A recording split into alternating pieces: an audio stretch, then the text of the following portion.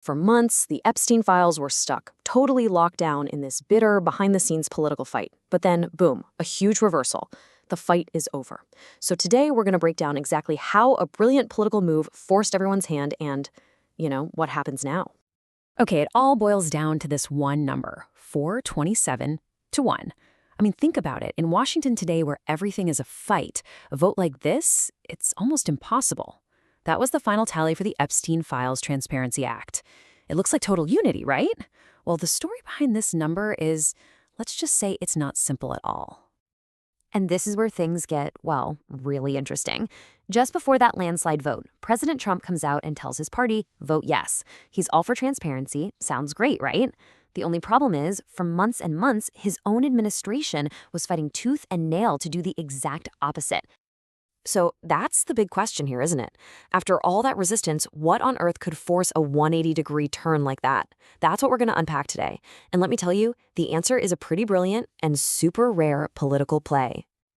All right, first up, let's talk about this shocking U-turn. To really get how wild this was, you have to understand the massive political wall this bill was up against just a few weeks ago. So let's rewind the tape a bit. Before we got to that 427 to 1 vote, there was this solid brick wall of opposition, and guess who built it? Yep, the White House. For months, this was the party line. If you asked publicly, they'd say the whole thing was a Democrat hoax, just a distraction.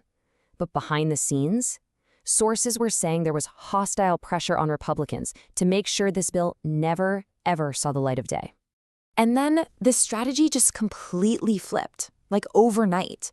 It went from stop this bill no matter what to everybody, you have to vote yes. It was the kind of political whiplash that left pretty much everyone in D.C. scratching their heads. Now, this long blockade didn't go unnoticed.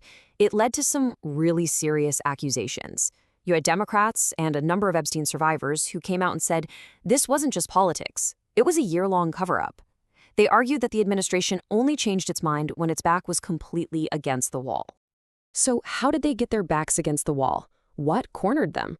Well, that brings us to the really clever part, the specific tool that broke the whole deadlock wide open and made that final vote unavoidable. It all came down to something called a discharge petition.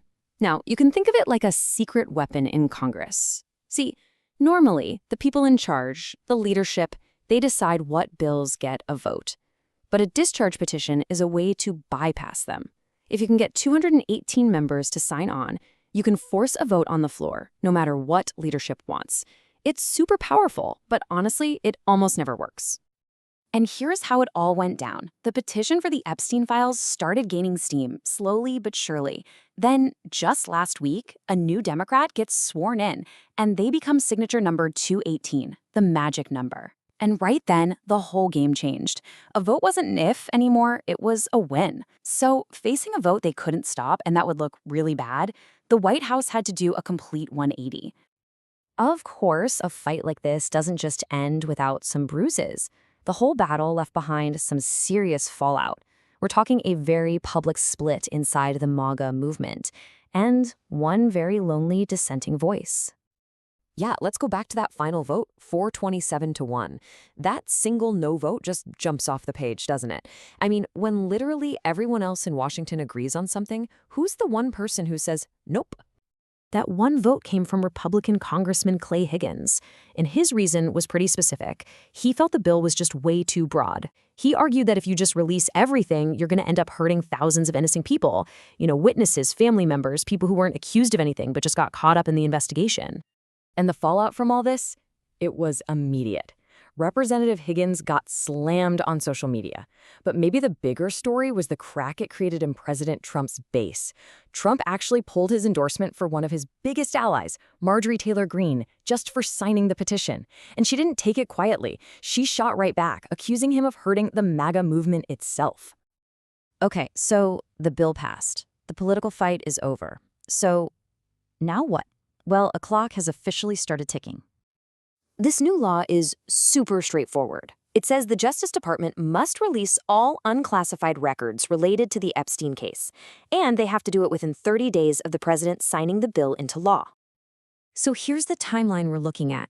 Right now, the bill is heading to the president's desk. He's already said he's going to sign it. As soon as his signature is on that paper, the clock starts. The Justice Department gets 1 month, 30 days to get everything ready. The countdown is on. And that leaves us with this one big thought to chew on.